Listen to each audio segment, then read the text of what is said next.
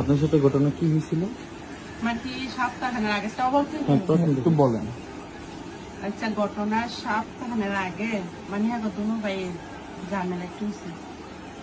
এক সপ্তাহ পরে ঝামেলা মিটার পরে এক সপ্তাহ পরে হজর আলী আমার ঘরে আইসি। হজর আলী ঠিক আছে, আইয়া অত্যাচার করছে, অত্যাচার শুনছে। পরে ছেলেরা আইসি, আসা মায়ের দিক করছে। আপনারই? আমারও মারছে, হজর আলী মারছে। ওনার সাথে আপনার সম্পর্ক কি ছিল? কি নিয়ে আসছিল ওখানে বাড়িতে? বাড়িতে সে খারাপ হয়েছে, কি ভালো উদ্দেশ্য হবে, খারাপ উদ্দেশ্য। এমনি কি ওনার সাথে আগে থেকে আপনার কোনো পরিচয় ছিল? টাকা পয়সা রেন দিন না ছিল কি, এতে মেমে কোন সাথে সম্পর্ক। আপনার নামটা কি? আপনার সাথে কিসের লেনদেন ছিল ওনার সাথে? কিসের লেনদেন? তো আমার মা টাকা আনছে। আচ্ছা, টাকা জানছে না, পরে আমার মায়ের টাকা থেকে 50,000 পয়সা দিন। পরে 2 দিন পার হয়ে গেছে, মানে টাকা দরকার নেই।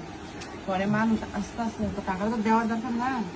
পরে আমার মায়ের বাজার দিয়ে নাম্বারটা আনছে, হজরের নাম্বারটা আইনা। পরে টাকাটা পরে আমার মায়ের কাছে দি, তোর মোবাইল মিনিট আছে কিন্তু ফোন দিয়ে পরে আমি ফোন দিয়েছি। আমি ভাই মায়ের বলে আপনাদের বলে টাকা বলে চাইছে, আপনাকে আমি দিবেন কিনা দেবেন আমরা জানান।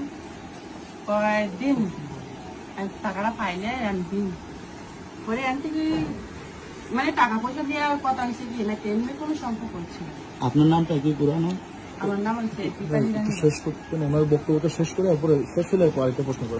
তারপরে ওই সম্পর্ক পরে কি হয়েছে? মানে টাকা যখন চাইছেন, মানে টাকা চাইছে, আমরা বই লাগিয়েছি যে আমার মার কাছে যায় না, আমি শ্বশুর বাড়িতে গেছি। আচ্ছা, তারপরে মানে টাকা মায়ের না দিলে আমার কাছে আচ্ছা, এরপরে কি হয়েছে? এরপরে ওনার সাথে আপনার কিভাবে এই যোগাযোগ, বা উনি কিভাবে আপনার ঘরে আসতো? বললাম বৃহস্পতিবার ঘটনা একটু ক্লিয়ারলি ভাবে বলেন।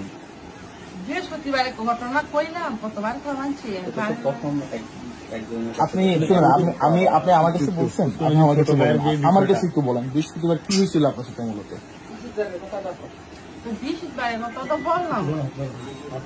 বলেন, আপনি বলেন, আবার বলেন, সমস্যা নেই। আমরা আপনাদের জন্য আসছি। যদি আপনি না বলতেছেন তাহলে ঘটনা অন্যদিকে চলে যাবে।